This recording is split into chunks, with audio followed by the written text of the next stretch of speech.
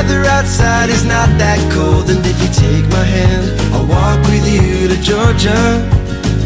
Hello, everyone, and welcome back to Country with Celine. I'm your host, Celine Markey, and on today's episode, we're welcoming Katie from Nice Horse. Katie, how are you doing today? I'm good. How are you? Thanks for having me on. Anytime, anytime. I'm doing well. The weather is looking nice where you are right now, but you said it's cold because you're in Nashville.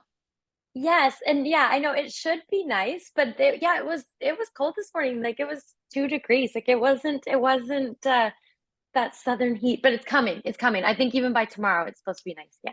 Fingers crossed, fingers crossed. Nashville, when Fingers it's crossed. nice out, is gorgeous. It's the best. Yeah, I love it. I love it.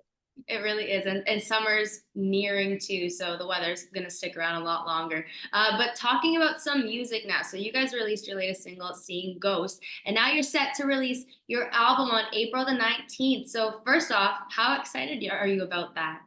I am so excited. We haven't released an EP since 2017. It's been all singles. And so being able to release like a collection of music for the first time, it's been so exciting and actually a bit overwhelming, because you're like, oh, okay, I haven't done this in 5 years. It's a lot, more than 5 years. So, but I'm very, very excited. Now take us through the whole project here from a song that, because obviously some songs have been out, but there's obviously a couple that haven't been out. So out of those songs, which one are you most excited for listeners to hear? Oh man, that is such a hard question because again, I told you it's been a long time since we've done this and this album has been a long time in the making. And so I feel like each song to me I hold so dearly for different reasons. But I think maybe Running Out of Reasons. That's a song that I really love. Yeah, I'm excited for that one. Okay, okay, cool. And now I Yeah. know a couple of your fans got to hear that one because you guys sent it out in some emails, so I'm sure they're really enjoying that right now. Yeah, it was really fun to send that out too. Like we just put a little something together for the mailing list folks, those diehards. We love them so much. So it's like well, I like to reward them. A nice treat, a nice little Yeah, treat. yeah. You were saying it's been a while since you guys have released a project like this. So for these songs, how did you know these were the songs that you wanted to release on a new project? Oh man, we needed help. We had to ask because Brandy and I write all the time. Like we come down to Nashville usually once a month and we're always writing down here with different people. And so we've been writing for this album for years. And it literally was a collection of like hundreds of songs that we had compiled and certain ones sometimes when you write them you just know. I know that there's a song on here called Unfinished and that's a song that I wrote with James Barker and I remember when we finished writing it, I sent it to somebody and I was like, you gotta hear this one. This feels really good. And so that one ended up on the record, but you never know for sure what's gonna happen. Yeah, and so we end up just sending them around, to the producer and to some of our team members, and you'll just tend to see the same songs kind of end up like rising to the top. And but there's some that got left off. That we know we're still going to be recording. They just didn't, because you're still trying to put together a package that makes sense too. You want all the songs to feel right together. And so some of those songs some felt good for one batch and some felt good for another. And so like, I know there's more that I'm like, I wish we could have recorded more, but we will. It's so hard to pick and choose because songs at the end of the day are like your little baby. Like, how do you pick like what song you want to go out and what song you want to kind of hold on to? Because sometimes we're not so patient. We kind of just want to have them all out there.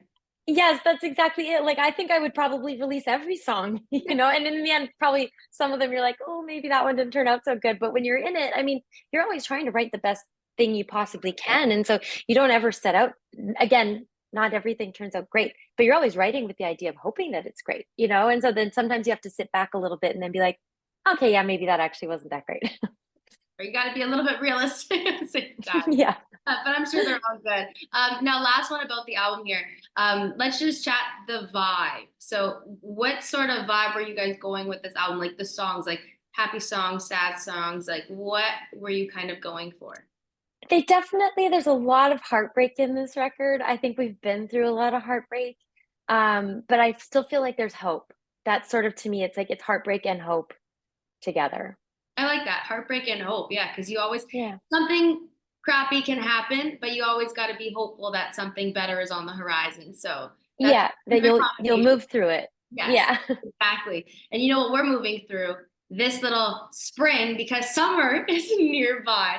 And now you guys have performed at a couple of different festivals like the Calgary Stampede, Cavendish, Boots and Hearts. So if you could pick one, which one kind of stood out the most to you guys? Oh, that's also very hard, but I am definitely we're playing Cavendish again this year, and that is probably one of my favorite festivals. I just think it's an amazing festival, and but my family has long time history of being originally from Prince Edward Island, so I feel it feels like home too when I'm there. So, um, probably that one. But I really do. I love playing all the festivals. Like Boots and Hearts is like another one of those, just like such an amazing festival. The Stampede is like that's what Brandy and I grew up going to the Stampede every year. So being actually able to like remember being a kid and watching people. I remember like you could Nashville North used to be different the way it was set up. And so you could actually my parents would go in and watch and I wasn't old enough, but I would just stand outside and like listen to the bands, you know, and in the afternoon you were allowed in. And so I have all those memories. And so that's like really fun too. Those are all good festivals to Yeah. play at or to just even go and attend. But what would be one that you guys want to cross off your bucket list? Oh, that is such a good question. I mean, they just Vancouver just got a new festival, that Country Coast or Coast City Coast Country. Country. Yeah, it's like Yes. so many C's in that one. Yeah, that one when it came out, I was like, "Ooh, I really hope this festival comes back and I really hope we can play it." Hopefully it doesn't turn out to be like another Rock and River because I remember everyone used to talk about that. And then obviously it kind of closed up, I think around COVID time. Yeah. But the sign is still on the Trans Canada. So you can Oh, still it is. like Oh. finding Jason Aldean. I'm like, the first time I drove by it, I'm like, wait a second, what? There's a festival here? And they're like, no, it's just been there for years. I'm like, okay. And that was a fun festival. We got to play that one year and it was really fun. Oh, I could imagine. Honestly, I feel Yeah. like playing in front of like in your home country and like Mhm. Canadians, it's such a different feeling. Like obviously playing in the States too would be so cool, but it's more of a hometown vibe, especially if Yes. you're from where you're playing. Yeah, yeah, exactly. Yeah, that I mean that and that's one of the things, you know, like there's not a lot of country music in Vancouver. And so when there is, I'm like, I want to be there. I want to be on it, you know. And I do think I have high hopes because I just went and saw Tim McGraw play at Rogers Arena last week and it was packed. And I was like, yes, see, we love country music out here too. We need more of it. Katie, I was there too. Oh my You God. were? Yes. It was so good. So where were you sitting? Oh man, I lucked out and I had some pretty great seats that were just I wasn't on the floor, but just up from the floor on the side. It was awesome. Oh my My God. my my 90s country heart was so happy. Where were you sitting? I was sitting, Kate, wait, what side of the stage were you on then? Were you on, like, I if was Tim McGraw's looking out into the crowd, were you on the right side or the left side? if Tim was looking this way, I Yeah. was on the right. I was I over was on here. the right and I was sitting Oh right my above the floor seats too. oh That's so my God. Oh my God, what are the odds? So we were I know. definitely like right around the same area. That's so funny. But yeah, but he was so good. Oh, guys, if you haven't gotten to see Tim McGraw play, yeah, gotta go see him play. Absolutely. Especially Live Like You Were Dying. That I song. knew he was going to end with that, didn't you? Like I was like for sure that's what he's going to end with. And it Oh, was so good. it's amazing. He sang that exact song that exact way at Boots and Hearts last year too. And I remember because obviously Boots and Hearts, there's like 50,000 people. There's so many people there. And Yeah. when he sang it, it was just like I can't even explain how it felt, but it was just like such a surreal moment, especially everybody just singing it and just like yelling it at the top of their lungs, not even just singing it, but feeling the song. It's Yeah. I mean, for an artist, that must be something that you cannot wait to accomplish. Yeah, you watch that and you're like, you love being part of that experience so much. And I like, yeah, you watch somebody like that and I'm like, I want to be there. I want to write something that makes people feel that too, you know? Like it's, yeah. And I'm sure since you guys have played already quite a number of places, I'm sure you've already gotten to see people sing back your lyrics to your songs. And like that alone is just a wow sort of moment. It It really is. It feels so good. Like when you look out and people are singing back, yeah, you're like, okay, yeah, they feel this too. It feels really good. It does. And now you guys are obviously country music. That's what you guys are, country music band, country music duo. Why country music though? I mean, and how did you guys form? I'm so curious to know this. Yeah, Brandy and I both grew up on country music. Like we're both small town Alberta kids. And so when we got together, like I actually Brandy was in a separate project, like an indie project, and I was doing solo music, and I'd actually decided I wasn't going to do any music anymore. I decided I was like maybe it's time for me to like hang this up and go do something else with my life. Um and so Brandy was like, "Well, do you just want to come to Hawaii and write some songs?" Like she was going there. I was already on one of the other islands at the same time, and so I was like, "Yeah, I'll hop over and come and see you, and we'll just write some songs together." And everything we were writing, the first song we wrote together, I mean, this will just tell the title of it tells you right there what kind of band we were going to be. The title was Daddy's Got a Shotgun. That Oh, was the name of the song. And so everything was turning out country. And we were just like, we could make this a band. And we didn't have the expectations of it to become what it became. We were like, oh, this will just be fun. We'll play it during Stampede. It'll just be like a fun little party band. And when we came back, we started showing it to people. They were like, no, you should do this for real. Like this is good. So here we are. clearly you guys made the right decision. So Yeah, yes, I think so. I'm very glad for that fateful trip to Hawaii. yeah, I was not expecting that when you said Hawaii. I'm like, wait, what? Yeah, Hawaii. yeah, our birthplace, the birthplace of nice horses in Waikiki Beach. I love that. Do you guys go there often then?